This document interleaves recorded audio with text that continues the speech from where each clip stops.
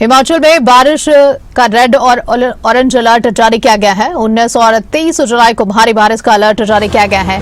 20 से 22 जुलाई के बीच सबसे ज्यादा बारिश की चेतावनी दी गई है। चंबा, कांगड़ा, मंडी, कुल्लू, शिमला के लिए अलर्ट जारी किया गया है। सिरमौर, हमीरपुर, सोलन, बिलासपुर में भी चेतावनी दी गई है। ऊना में भी भारी बारिश की संभावना बनी हुई है। आपको बता दें, ये बड़ी खबर निकलकर सामने आई है। यहाँ पर ऑरेंज अलर्ट जारी किया गया। सिरमौर, हमीरपुर, सोलन, बिलासपुर में भी अलर्ट जारी किया गया है। ऊना में भारी बारिश की संभावना बनी हुई है। हिमाचल में बारिश के रेड अलर्ट और ऑरेंज अलर्ट जारी किए गए हैं। 19 से 23 जुलाई को भारी बारिश हो सकती है। आपको बता दें, उसके लिए रेड अलर्ट और ऑरेंज अलर्ट जारी किया गया है। हिमाचल में बारिश के लिए रेड अलर्ट और ऑरेंज अलर्ट जारी किया गया है। वहीं इसका ऊपर ज्यादा जानकारी के साथ हमारे साथ जुड़े हुए हैं प्रदीप ठाकुर। प्रदीप जी, अगर बात करें जिस तरह से हिमाचल में बारिश का माहौल बना हुआ है और अलर्ट भी जारी किया गया है, क्या अपडेट है, कैसी क्या प्रशासन की तरफ से तैयारियां की गई हैं? बिल्कुल, देखिए, प्रदेश में 18 जुलाई से लेकर 22 जुलाई तक के लिए पहले से ही बारिश का अलर्ट था, लेकिन इस बीच आज मौसम विभाग ने 20 और 21 जुलाई को भारी से भारी बारिश का रेड अलर्ट जो है जारी कर दिया है। और इसको देखते हुए आईएमडी शिमला ने चेतावनी जारी करते हुए लोगों से एहतियात बरतने की अपील की है और खास तौर पर नदी नालों से दूर रहने की एडवाइजरी जारी की गई है। और यातायात जो है, अगर सफर कर रहे हैं कोई, तो उस दौरान भी सावधानी बरतने को कहा है।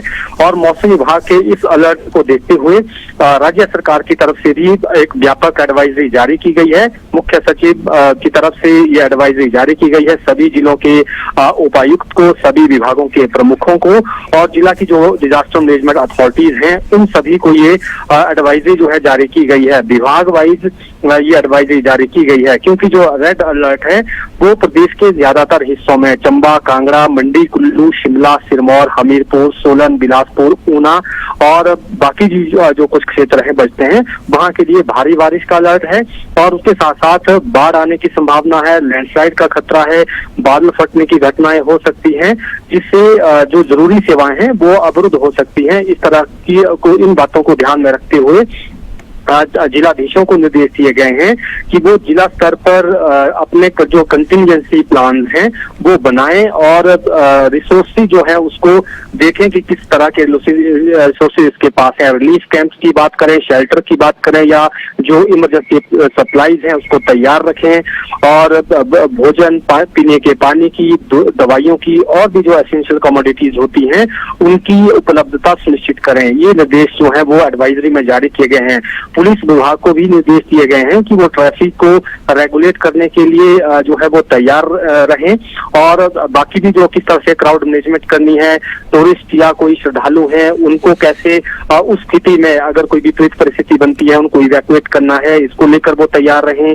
लोक निर्माण विभाग जो है अपनी मशीनरी, चाहे वो जेसीबीज हैं, लोडर्स हैं, एक्सकावेटर्स हैं या फिर और भी जो जरूरी चीजें हैं उसका वो ध्यान रखें और रोड क्लियरेंस और रिस्टोरेशन पर जो है उस दौरान ज्यादा नजर रखें। और जल शक्ति विभाग है, बिजली विभाग है, साथ में स्वास्थ्य विभाग है, एजुकेशन डिपार्टमेंट है, उनको अपने से संबंधित जितने भी काम उस वक्त करते हैं आपदा के दौरान उसके लिए तैयार रहने को कहा गया है। तो कुल मिलाकर सभी के लिए ये एडवाइजरी है। टूरिज्म डिपार्टमेंट को भी एडवाइजरी जारी की गई है और आम लोगों से भी इस एडवाइजरी में अपील की गई है कि इस दौरान क्योंकि जब से मौसम खराब हो सकता है, खासतौर 20 जुलाई से लेकर 22 जुलाई के बीच में भारी बारिश हो सकती है, तो अनावश्यक जो ट्रैवलिंग है उससे लोगों को बचने के निर्देश दिए गए हैं।